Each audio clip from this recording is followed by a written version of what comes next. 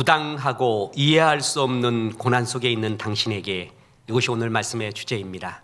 이해할 수 없는 고난당하고 있는 성도 여러분, 힘내시고 주님의 위로와 주의 영광이 가득하기를 주님의 이름으로 축원합니다. 어느 아버지가 있었습니다. 46살에 얻은 고명딸이 출생 3개월 만에 원인 불명의 전신 발작을 일으키기 시작했습니다. 하루에도 10번 넘게 극심한 발작을 일으켜서 병원 응급실에 실려가곤 했던 이 어린 딸, 그 어린 딸을 무기력하게 바라보던 아버지.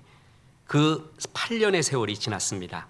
발작의 원인이 밝혀졌는데 미토콘드리아 질환이라는 것이었습니다.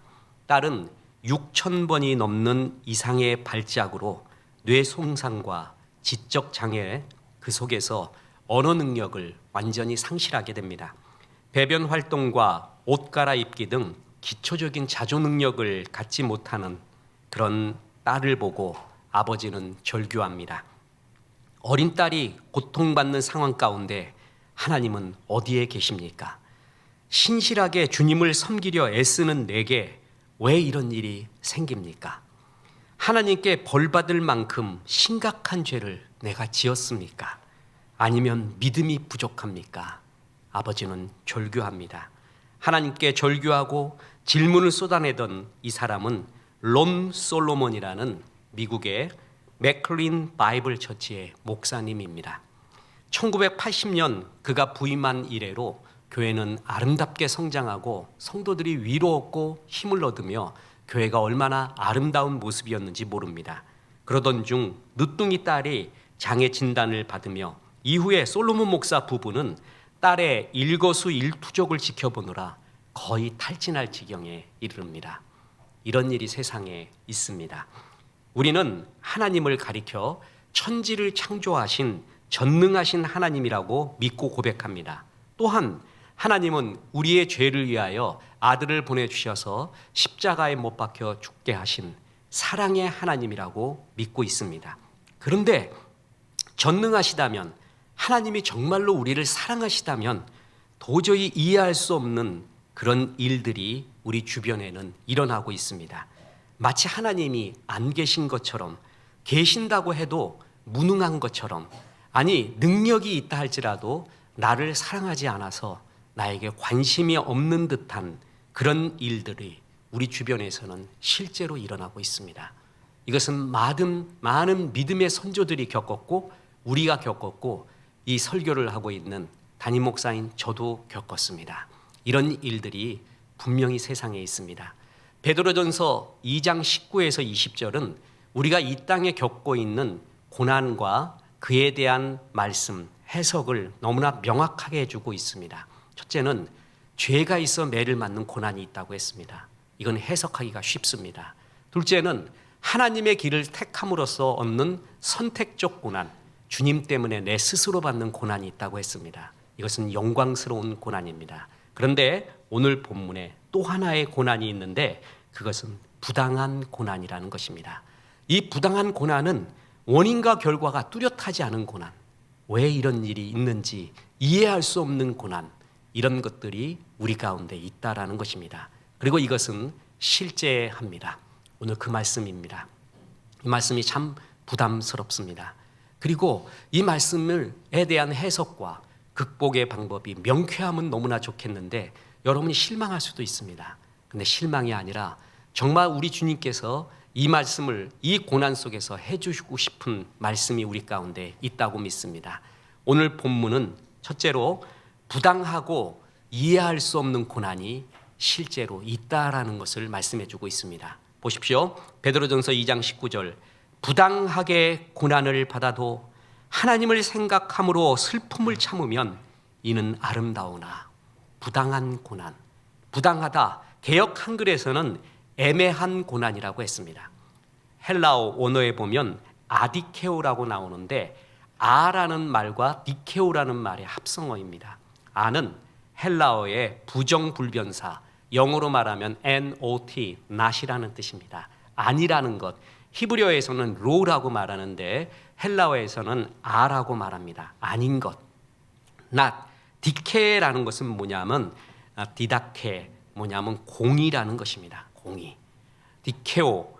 공의, 그래서 아디케오라고 말하면 뭐냐면 공의가 상실된, 불공정한, 부당한, 그리고 정의로운 것 같지 않은, 이해할 수 없는 그런 고난, 그게 바로 부당한 고난입니다. 이런 것이 있다고 성경은 말하고 있습니다. 성경은 우리의 삶의 현실을 너무나 정확하게 말해주고 있습니다. 우리도 이런 고난을 겪을 수가 있다는 것입니다. 구약의 많은 믿음의 영웅들도 이런 고난을 겪었습니다. 예를 들어 요셉을 보십시오. 하나님의 비전을 받아서 이제 비저너리 인생을 살 수 있는 요셉은 이복 형들의 시기를 받아서 광야의 구덩이에 던져지게 됩니다. 거기서 죽음의 고비를 넘기죠. 그래서 미디안 상인에게 팔려서 애굽의 보디발 시위대장인 보디발의 집에 노예로 살게 됩니다. 뿐만 아니라 그 노예 생활에서도 아주 신실했는데 그는 부당하게 감옥까지 가게 됩니다. 정말 부당한 고난입니다. 어찌 이런 일들이 일어날 수가 있겠습니까? 다윗도 그 경험을 겪었습니다.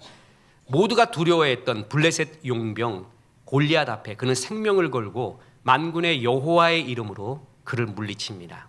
그 일을 계기로 그가 영광을 받는 것이 아니라 사울 왕의 시기를 받기 시작합니다. 그래서 광야로 도망자 인생을 살게 됩니다. 어느 정도로 도망자 인생이 비참했냐 하면은 미친 척을 한 정도였습니다. 살기 위해서 미친 척을 했고 또한 용병으로 쓰임 받기도 하고 그는 살기 위해 발버둥을 칩니다. 이런 현장에서 하나님이 짠 하고 나타나서 얘야 다시 일으켜주마 금방 말씀했으면 얼마나 좋겠습니까? 그가 미친 척을 할 때도 하나님은 가만히 있었습니다. 그래서 다윗은 그의 시편에서 절규합니다. 여호와여 어느 때까지니이까 나를 영원히 잊으시나이까 주의 얼굴을 나에게서 어느 때까지 숨기겠습니까? 이런 고백들은 그가 광야에서 부당한 고난을 겪을 때 수없이 하나님 앞에 절규했던 시입니다. 욥은 더합니다. 의인 욥. 욥은 하나님이 의롭다라고 표현한, 의인이라고까지 표현한 정말 의로운 사람이었습니다. 너무 철저해서 문제입니다. 자기의 자녀들이 생일 파티를 할 때 혹 너무나 들뜬 마음으로 말 실수나 하고 행동에 실수를 할까봐 파티 전후에 속죄제를 드릴 정도, 그 정도로 하나님 앞에 아름답게 살기를 원했던 것이 욥의 모습이었습니다. 욥은 비참하게 무너집니다. 가족도 잃고 자기의 몸도 비참하게 처지게 됩니다. 이때 욥이 비참하게 주 앞에 절규하는 것이 욥기 7장 15절 보십시오. 이러므로 내 마음이 뼈를 깎는 고통을 겪느니 차라리 숨이 막히는 것과 죽는 것을 택하리이다.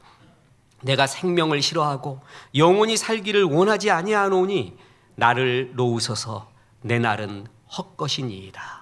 참 이런 고백, 이건 정말 눈물의 고백 아닙니까?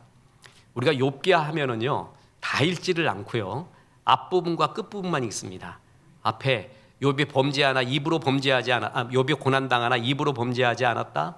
또 주신 것도 여호와시니까 취하신 것도 여호와. 이 앞에 서론 부분이에요. 끝에는 뭐냐 하면은 그 전에는 주님을 귀로 들었사오나 이제는 눈으로 보나이다. 이 두 개를 해서 욥기 다 한다고 이야기합니다. 네, 여러분 욥의 서론과 결론이고요. 서론 2, 3장, 결론 2, 3장은 전부 산문으로 기록되어 있습니다. 그런데 본론은 너무 길어요. 이 본론이 전부 운문, 시로 기록되어 있습니다. 니체가 자라투스트라는 이렇게 말했다라는 글을 쓸 때 그는 전부 시, 운문으로 썼습니다. 그 이유를 이것은 이 글은 산문으로 표현할 수가 없대요. 논리적이 아니라는 것이죠.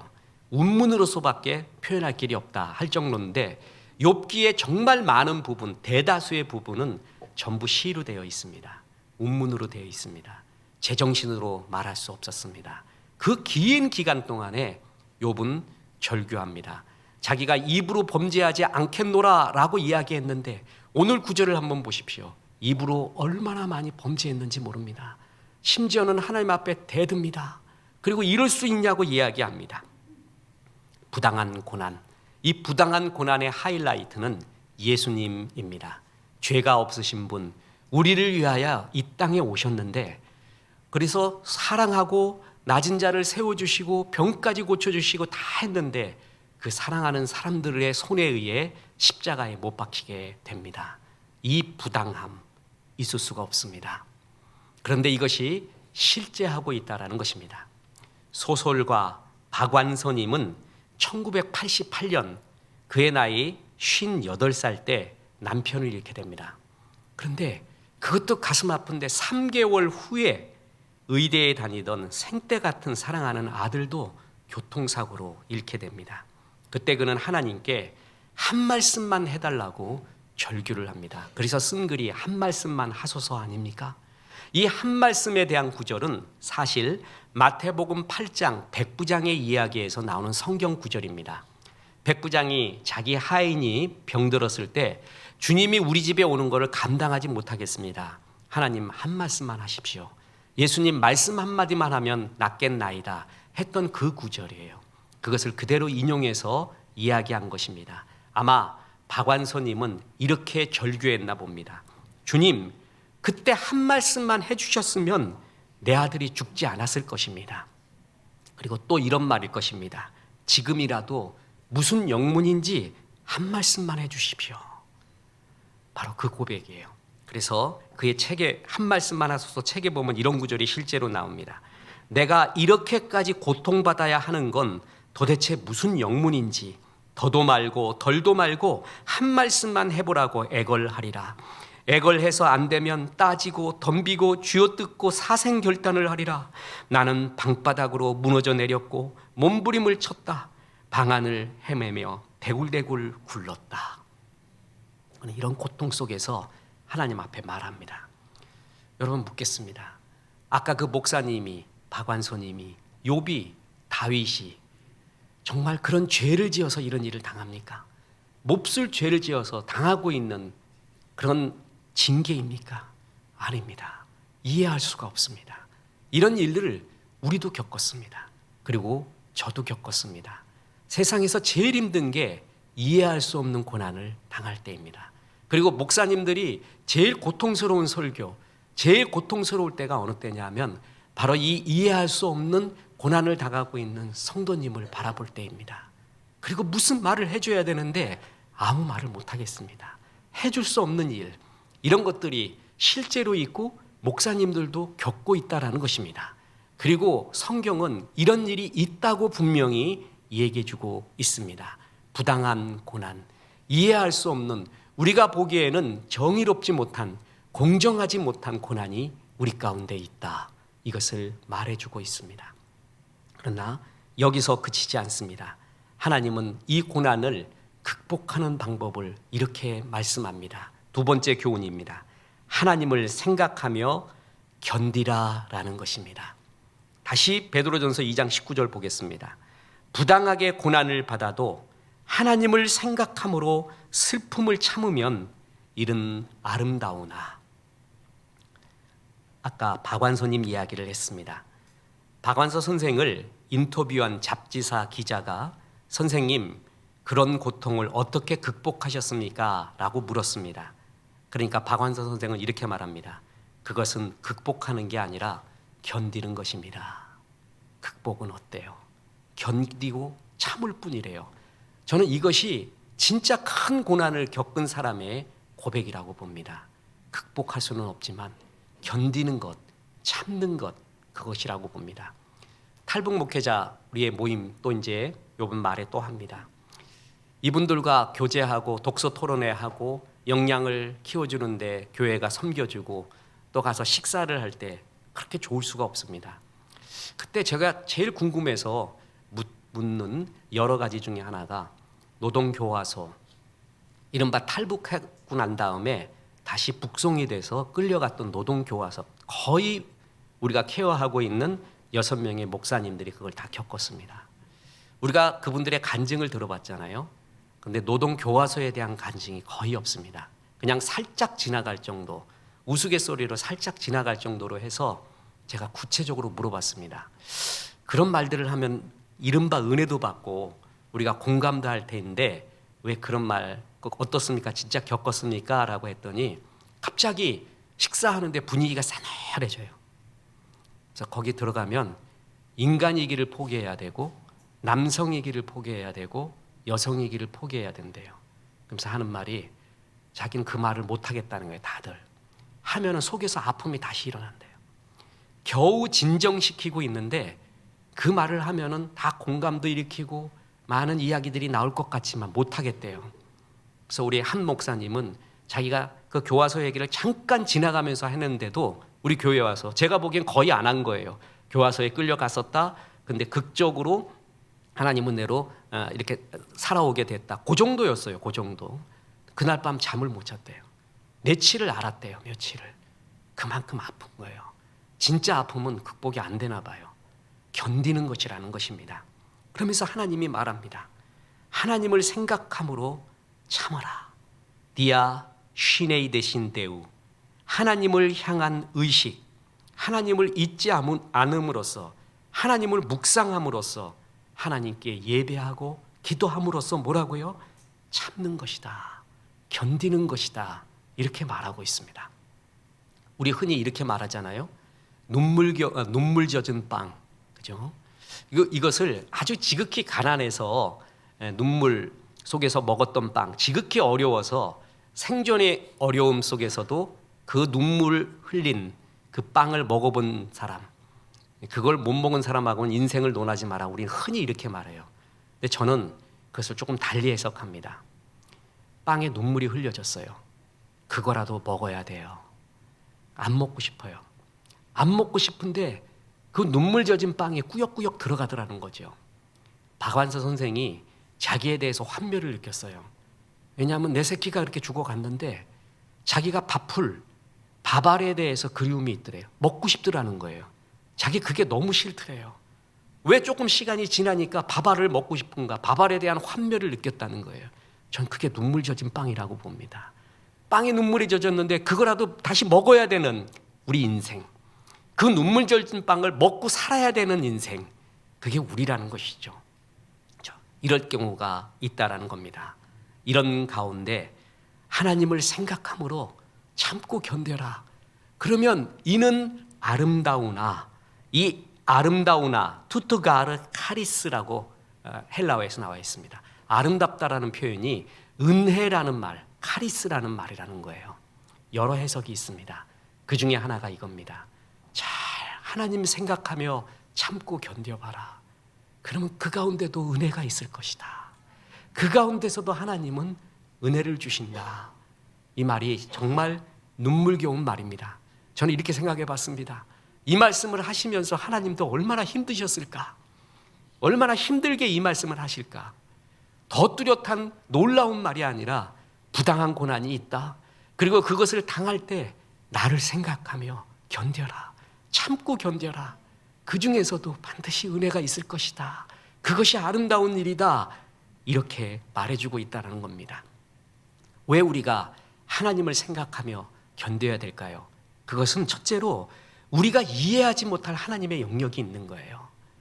큰 하나님의 그림. 우리가 그것은 뭔지를 모르겠습니다. 그리고 이것이 고난당할 때는 없으면 더 좋겠습니다. 그런 섭리 같은 거 없으면 좋겠는데 분명히 하나님의 큰 그림이라는 것, 이해하지 못할 영역이 하나님께 있다라는 걸 우리가 인정해 줘야 돼요. 그래야 하나님입니다. 마귀가요, 아담과 하와를 유혹을 할 때 선악과를 먹는 날에는 눈이 밝아져 선과 악을 알게 될 것이다 이렇게 유혹을 합니다.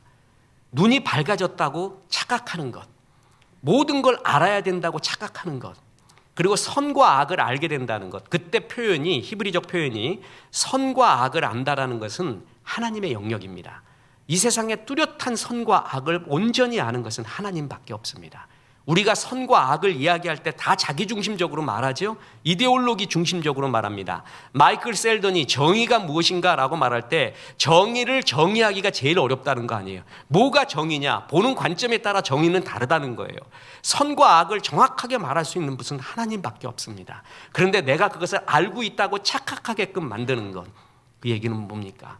우리가 이 세상 일을, 나에게 일어난 일을 전부 이해해야지만이 된다.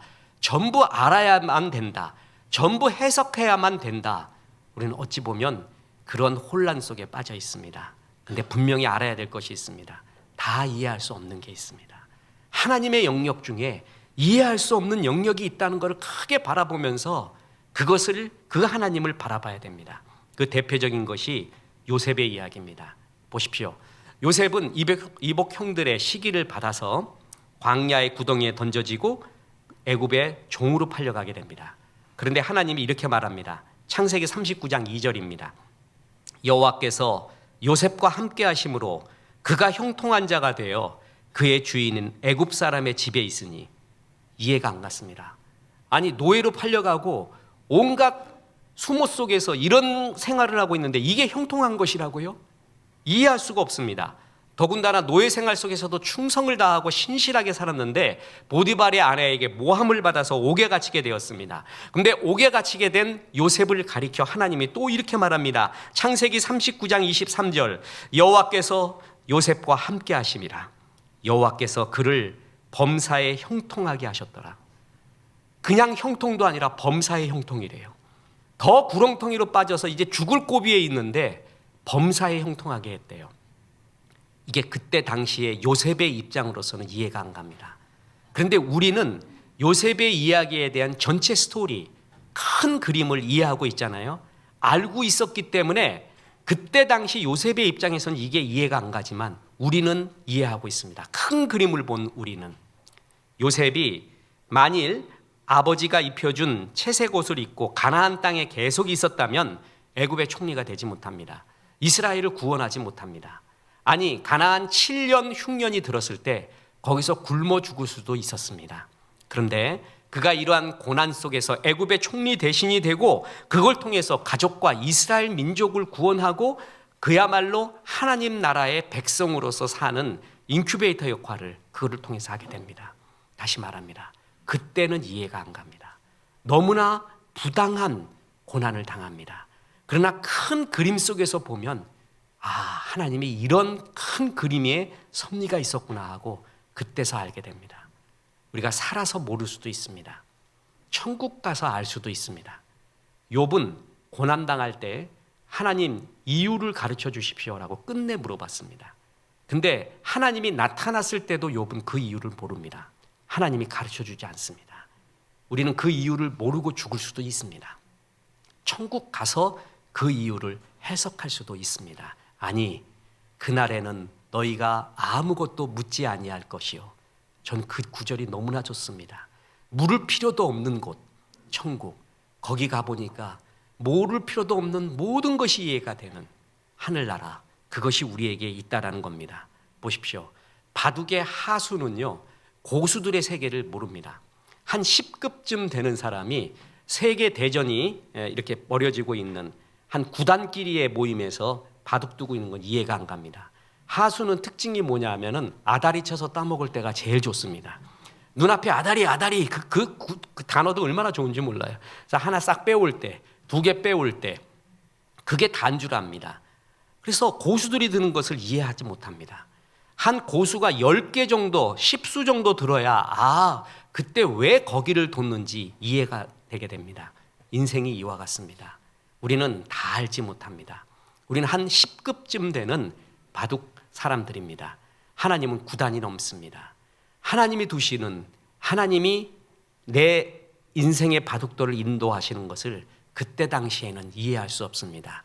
그래서 하나님을 생각함으로, 하나님의 크신 것을 생각함으로 지금 참을 수가 있다는 것입니다. 지금은 이해할 수 없지만 하나님의 큰 그림이 있겠다. 그래서 이것을 생각하며 참을 수가 있다. 이 말을 하고 있다는 것입니다. 그리고 또 하나가 있습니다. 하나님은 우리의 고통의 자리에 함께하고 있기 때문에 하나님을 생각함으로 참고 견뎌갈 수 있다는 것입니다. 보십시오. 이게 중요합니다. 마태복음 27장 46절에 제9시쯤에 예수께서 소리질러 이르시되 엘리 엘리 라마 사박다니 하시니 이는 곧 나의 하나님 나의 하나님 어찌하여 나를 버리셨나이까 하는 뜻이라. 예수님의 죽으시는 그 모습. 여기서 예수님은 하나님을 아버지라고 부르지 않고 하나님이라고 부릅니다. 이제껏 하나님을 아버지라 부르며 한 번도 아버지와 아들과의 관계가 끊이지 않는 이 하나님과의 아름다운 교제 속에서 힘과 용기를 얻고 살아오신 예수님이 결정적인 십자가에서 죽는 순간 아버지라고 부르지 못하고 하나님이라고 부르고 있습니다. 그때는 아버지와 아들과의 관계가 아니라 하나님과 죄인과의 관계가 되어서 정죄를 받는, 하나님과 단절되는 아픔을 겪게 되는 것입니다. 이것은 어떤 고난을 당한 인간도 겪을 수 없었던 최고의 고난, 하나님과 단절되는, 그것을 느끼는, 그래서 지옥을 가는 최고의 고난까지 예수님이 겪게 됩니다. 그런데 보십시오. 아들이 그렇게 울부짖고 있어요. 십자가에서 죄인으로 정죄해야 돼요. 그것을 바라보는 아버지는 어땠을까요? 내 자식 놈이 십자가에서 그렇게 죽는다고 하면, 고통당하고 있고 병환 들어서 아프고 있다면 우리 모든 부모님들은 공통적으로 말할 겁니다. 하나님, 내가 아프기 원합니다. 내가 차라리 저거 겪기를 원합니다. 정말 그러지 않을까요? 정말 그럴 거예요. 저는 거의 100% 우리의 부모님들은 그 얘기할 거라고 믿습니다.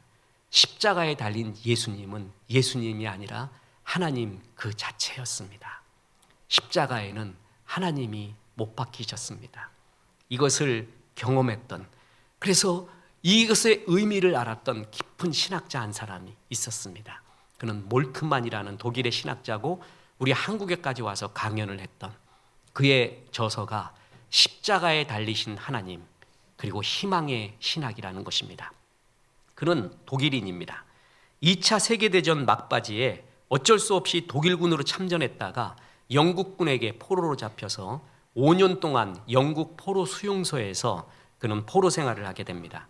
모든 포로들이 겪는 그런 비참함을 같이 겪었고, 특히 그가 태어난 함부르크가 폭격으로 폐허가 되고 가족들이 모두 폭격으로 사망했다라는 소식을 듣게 되고 암담한 절망에 빠져듭니다. 나라도 망했습니다. 가족도 다 죽었습니다. 그런데 그를 진짜 더 괴롭힌 것이 있었습니다. 그것은 포로 수용소의 벽에 걸려 있었던 아우슈비츠 수용소의 사진들이었습니다. 영국군은 독일군에게 그 아우슈비츠 수용소의 비참함을 다 걸어놨어요. 사진을. 이 몰트만이 그걸 바라보면서 충격을 받습니다. 유대인의 시체가 산처럼 쌓여 있고 사람이라고 볼 수 없는 몰골, 그 비참함이 거기에 있는 거 보고 그가 말합니다. 내가 뭘 위해 싸웠던가? 조국이라는 것은 뭐였고 나에게 충동하여서 전쟁에 참전하게 하고 내가 총을 들었던 것은 무슨 의미인가? 그럼 완전히 정신의 붕괴가 옵니다. 정신 공황장애가 오고 우울증이 오고 극단적인 선택까지 하려고 했습니다. 그때 그를 살리신 것이 뭐냐 하면은 군목이 전해준 작은 성경책이었습니다. 그 군목의 성경책을 보고 그는 다윗의 참회 시편, 다윗이 죄를 범하고 나서 하나님 앞에 참회했던 그 시편을 깊이 보게 됩니다. 특히 그의 눈길이 그리고 마음이 머무는 곳이 있었습니다. 예수님의 순환에 대한 이야기였습니다. 예수님이 정말 선하신 분으로 이 땅에 오셨습니다.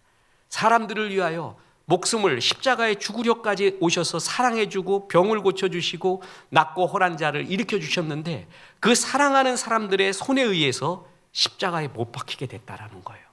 그때 예수님이 겪었던 비참함, 제자들도 모두 도망쳐버렸습니다. 그리고 죽기 전에 그가 말합니다. 나의 하나님, 나의 하나님, 어찌하여 나를 버리십니까? 그 이야기를 듣는 순간 몰트만은 불을 맞은 것 같았습니다. 자기의 마음과 너무 똑같다라는 것입니다. 자기가 부르짖고 있는 이 부르짖음과 예수님의 부르짖음이 너무나 똑같다라는 것이었습니다. 완전히 동질감을 느꼈습니다. 이제껏 신학에서 하나님은 천지를 창조하신 전능하신 하나님, 올마이티 갓, 능력의 하나님, 우리를 부욕해 하시는 번영의 하나님이었습니다. 모두들 그렇게 바라봤습니다. 그런데 그가 발견한 것은 십자가에 달리신 하나님이었습니다. 하나님의 전능이 뭐냐? 인간의 고통을 모르는 전능은 하나님이 아니다. 인간의 고통을 아시고 그 고통에 함께하기에 그것이 진정한 전능합니다. 그게 진짜 올마이티 갓의 의미이다. 예수님도 십자가에 못 박고 그를 보낸 아버지 하나님은 더욱더 가슴 쓰리며 십자가에 못 박혀 있고 고난당하고 있는 나의 하나님 어찌하여 나를 버리시나이까 하는 그 고백이 우리의 고백이라는 거죠. 고난의 현장, 부당한 고난을 당하고 있는 우리가 하나님 앞에 절규하는 그 고백인데 그 고백을 하나님이 그대로 하셨다는 거죠. 그 얘기는 뭐냐 하면 우리의 아픔에 하나님이 그 자리에 함께하고 있다는 것입니다. 그 자리에 함께 같이 고통받고 있다. 우리는 이렇게 말해요. 전능하신 하나님은 그 고통에서 나를 건져내 주는 것만 전능한 하나님이라고 생각하는데 아니라는 거예요. 몰퉁만은 아니라는 거예요. 그 전능함에 함께하고 있고 같이 울고 계시는 하나님이기에 진짜 전능한 하나님이라고 말하고 있는 것입니다. 저는 이것이 그렇게 좋을 수가 없습니다.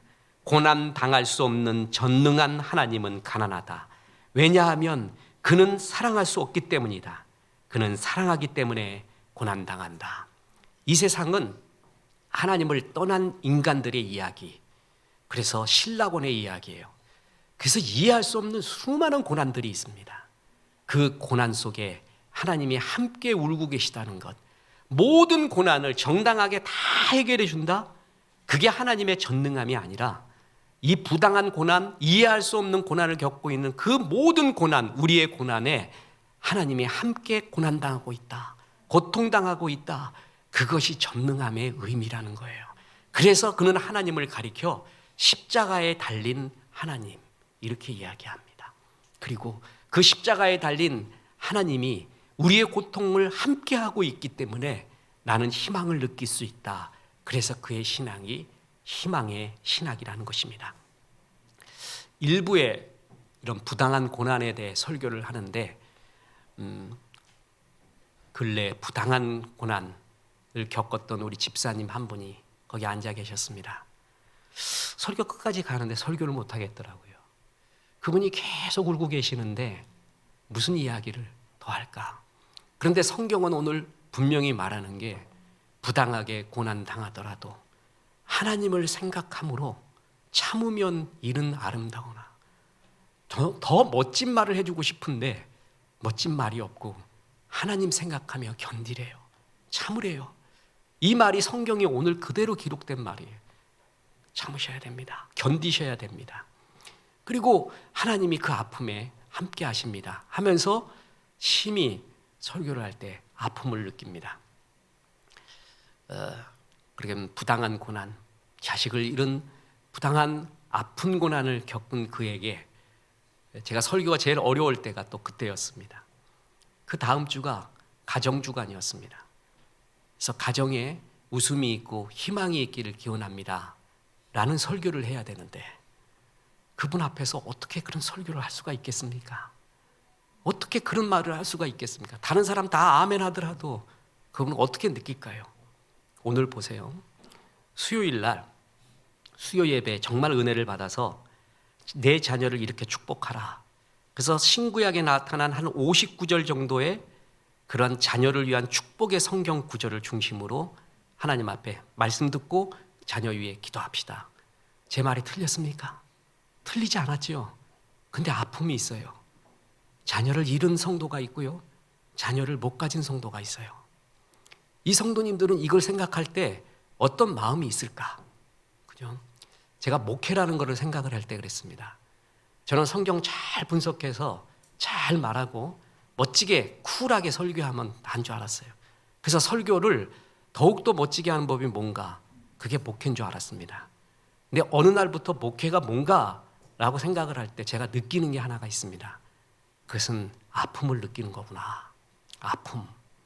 이제껏 저는 기도를 할 때, 나라를 위해 기도할 때 정말 가슴 속에서 뜨거운 눈물이 나온 적 별로 없었습니다. 근데 어느 날, 몇 년 전이죠. 나라를 위해 기도하는데 3달 동안 울음이 났어요. 3달. 왜 그런지를 모르겠어요. 이 나라가 너무 불쌍한 거예요. 교회가 불쌍하고 그때부터 나라에 대한 생각이 달라집니다.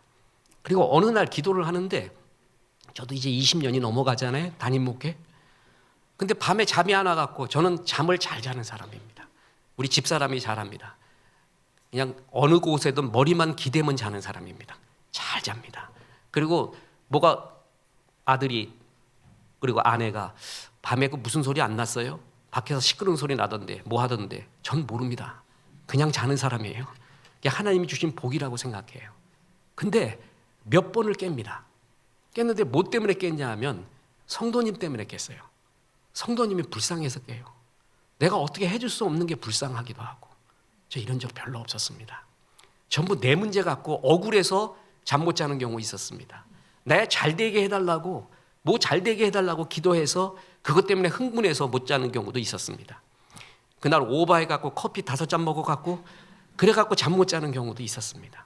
그죠? 그런데 성도가 아파서 성도가 너무 불쌍해가지고 정말 어떻게 됐으면 좋겠다라는 그 생각 때문에 밤중에 자서 깨어난 적 별로 없었습니다. 근데 그게 있기 시작을 했습니다. 아, 이런 설교를 하면 또 예를 들어서 뭘 바라보면 그 성도는 어떻게 했구나, 어떤 마음이겠구나, 그게 가슴에 맺힐 때가 있어요. 내가 이때 생각나는 게 내가 진짜 이제부터 목회를 하는 거구나, 이게 목회구나. 그게 그렇게 은혜가 될 수가 없었습니다. 우리의 아픈 순간에 이 부족한 정도 그것을 느끼는데 우리 하나님은 십자가에 못 박히신 우리 하나님은 십자가에 못 박혀 있는 모습과 같은 우리와 함께하고 있다는 거죠. 아픔을 같이 느끼고 있다는 것이죠. 그러면서 다시 말합니다. 저는 전능함이 그리고 올마이티 갓, 능력 많으신 하나님이 내 이 위기를 건져내 주시는 하나님만 생각을 합니다. 근데 어떤데 왜 안 건져내는지는 모르겠습니다. 그거는 모르겠습니다. 그러나 전능함의 의미에는 그 위기를 건져내시는 하나님만 전능한 게 아니라 그 아픔을 겪고 있는 그 성도의 아픔을 같이 느끼며 십자가에서 같이 울고 계시는 하나님, 그게 진짜 또 하나의 전능하신 하나님이라는 거죠. 그 하나님이 옆에 있다라는 거, 그게 그렇게 좋을 수가 없습니다. 저는 고난 겪을 때 욥기 보고 그렇게 울었습니다. 욥기 보고 욥아 더 욕해라 하나님, 네 말이 내 말이다, 네 마음이 내 마음이다, 더 해봐라 더 해봐라 막 하면서 욥의 고백이 꼭 나의 고백 같았어요. 하나님은 그 고백을 다 듣고 계십니다. 그리고 들어주십니다. 그리고 마찬가지로 얘야, 그렇게 말하는 너의 아픔이 나의 아픔이고 나도 똑같이 아프고 있다 라는 그 예수님의 십자가에 대한 이야기. 총회 가서 정말 신실하고 좋은 목사가 있었는데 이 목사가 또 암에 걸렸어요. 자기 말로는 1년이 안 남았대요. 근데 얼굴이 하늘의 얼굴이에요. 스테반의 얼굴이에요. 그래서 목사님 뭐가 좋아? 지금 처자식도 있고 목회길도 창창한데 그게 뭐야? 그래도 하나님이 여기까지 잘 쓰셨으면 감사하지. 그럼 처자식 어떻게 해? 그랬더니 하나님이 이 종도 책임져 줬는데 다 줄 거야. 책임져 주실 거야. 그리고 진짜 스테반의 얼굴처럼 웃고 있어요. 그러면서 한 목사, 자기가 요즘 은혜 받는 게 있대요. 그래서 뭐야? 그랬더니 십자가래. 우리 맨날 십자가 설교하잖아. 그랬더니 십자가를 설교를 하는데 지금 성경에 십자가만 나오면 눈물이 나더래. 그래서 왜 그래요? 그랬더니 그 십자가에 죽으신 예수님, 그 예수님이 나의 마음을 아신대. 그분과 지금 내가 함께하고 있대요. 똑같은 이 아픔을 겪고 계시대. 그래서 자기가 그렇게 좋을 수가 없대요. 전 지금도 그 말을 이해할 수가 없습니다. 십자가에 달리신 하나님의 아픔. 그래서 시편 29편 11절에 여호와께서 자기 백성에게 힘을 주시며 반드시 살아갈 용기를 준다라는 것입니다. 박완서님이 나중에 이런 고백을 합니다. 제게 이 세상을 다시 살아갈 수 있는 힘을 주셔서 감사합니다. 그러나 집착하게는 맛이 없어서. 그도 다시 살아가고 있습니다. 아까 말씀드렸던 론 솔로몬 목사님, 딸의 장애라는 그 지친 마음, 십자가의 아픈 마음 속에서 그는 더욱더 겸손함과 영적, 정서적 평정심을 얻었으며 십자가에 달리신 하나님이 자기 곁에 있는 것을 알게 되었대요. 뿐만 아니라 수백 명의 장애인과 그 가족을 돌보는 일에 그는 사역에 헌신하고 있습니다. 하나님이 어떻게 인도하시고 역사하는지는 아무도 모릅니다. 우리 당할 그때 분명한 것은 하나님이 함께하고 있다는 것입니다. 그리고 큰 그림도 있다. 하나님을 이해할 수 없는 영역이 우리에게 있다. 나는 이것이 최상인 줄 아는데 하나님은 다른 생각할 수도 있습니다. 여러분, 이것을 받아들이는 것, 이해할 수 없는 일을 그러나 섭리하시는 하나님을 받아들이는 것, 이게 진짜 큰 믿음입니다. 이것을 믿음이라고 합니다. 그래서 하나님은 우리 모두에게, 또한 목사에게도 겪게 합니다. 저는 지금도 해석 못하겠습니다. 지금도 저의 고난, 여러분의 고난을 해석할 수 없는 것이 실제로 있습니다. 부당한 것 정말 있습니다. 목사들이 제일 힘든 것이 부당한 고난 겪고 있는 성도들에게 무슨 말을 해줘야 될까? 무슨 위로를 해줘야 될까? 아니, 이것을 어떻게 해석해야 될까? 이것은 제일 어렵습니다. 그러나 이런 고난이 있음에도 우리는 그래도 하나님을 믿는 겁니다. 하나님의 사랑과 선하심을 믿고 나가는 것입니다. 견뎌가는 것입니다. 그리고 그 고난에 하나님이 함께하고 있다는 것, 너의 아픈 손에, 너의 아픈 마음에, 너의 눈물에 나도 십자가에 달리면서 너의 아픔을 함께하고 있다는 것. 그래서 고난 당할수록 하나님 십자가 생각 많이 하세요. 십자가에 달린 우리 예수님과 그를 보냈던 하나님의 아픔, 같이 십자가에 달려있는 우리 하나님을 자꾸 묵상한다는 거예요. 그때 세상이 줄 수 없는 주님의 위로와 평강, 그리고 견뎌나갈 주님의 힘을 주실 것입니다. 그리고 이런 고난을 겪고 있는 우리의 성도들이 있잖아요. 그러면 욥의 친구처럼 쉽게 말하면 안 됩니다.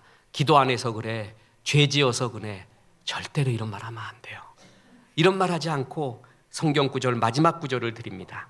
로마서 12장 15절입니다. 즐거워하는 자들과 함께 즐거워하고 우는 자들과 함께 울라. 그냥 같이 울어주세요. 안아주시고 같이 식사해 주시고 얘기 들어주시고 그가 견뎌나갈 수 있는 힘 달라고 기도해 주는 것입니다. 우리가 이런 세상 속에 살고 있습니다. 그래도 하나님을 믿고 예배하고 오늘도 주 앞에 나온 여러분이 참 장하고 자랑스럽습니다. 부당한 고난 속에서 하나님 잘 바라보십시오. 견뎌나가십시오. 그래서 하나님이 기뻐하시는 종으로 살기를 주 예수의 이름으로 축원합니다. 우리 하나님 말씀 생각하며 찬송합니다. 내 주여 뜻대로.